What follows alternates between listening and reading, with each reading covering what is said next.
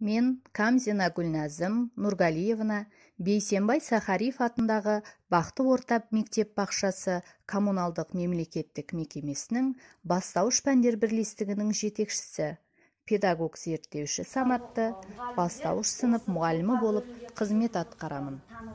Өздерінің тәжірибелеріне енгізетіндіктерін айтып өткен болатын. Және ауадағы сұрақтар тәсілін қолдандым. Яғни бұл жерде мұғалімдерге бір ақпет таратып беріп, ол кісілер өздері өз қолдарымен ұшақ жасап, сол ұшақтың бір жақ қанатына, яғни сұрақ ойлап, сол сұраққа жауапты жазуын өтіндім. Яғни мұғалімдер бір-бірімен осы ауадағы сұрақтар арқылы, ауадағы ұшақтар арқылы алмасып, сол сұрақтың жауабына сұрақтар жазды.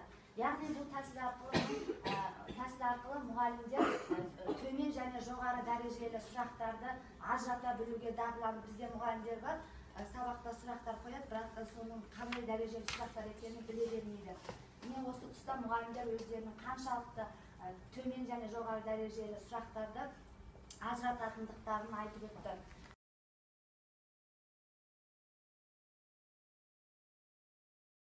Ұстаз емес, өз шәкіртін үшін күймесе, шәкірт емес, өз ұстазын сүймесе деп Жүсіпбек Аймауытов айтқандай, мұғалім өз кәсібін, өз пәнін, барлық шәкіртін, мектебін шексіз сүйетін адам.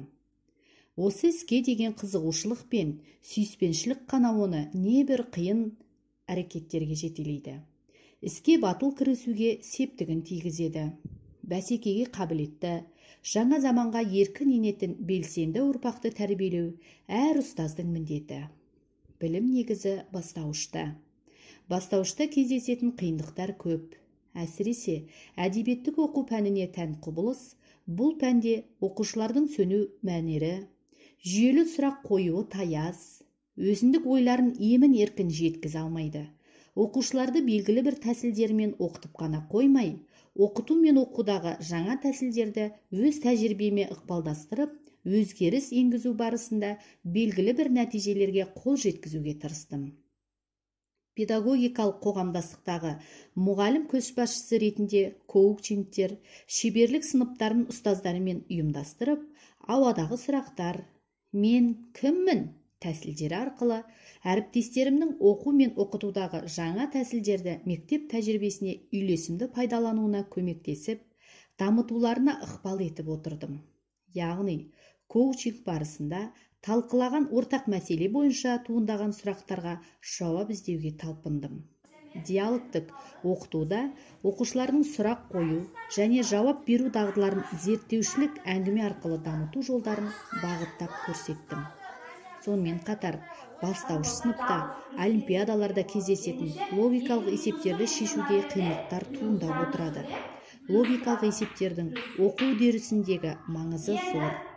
Логикалық есептерді шығару оқушылардың ойлау қабілетін дамытуға, есеп шығару қабілетінің артуына ықпал ететіндігін ескере отырып, жаңартылған білім беру аясында бастауыш сынып оқушыларының логикалық ойлау қабілеттерін дамыту атты әдістемелік көмекші құралым жарық көрді. Логикалық есептерді шешудің тиімді және оңай шығару жолдарын оқушыларыма үйрете отырып, облыстық, республикалық сайыстарда жүлделі орындар алуға ықпал етуге тырысамын. Озық тәжірибелі ұстаз көптің сұранысын қажет ететін, өзгені қызықтыратын әдіс тәсілі мен тәжірибе жүзінде өзіндік идеясы бар зерттеуші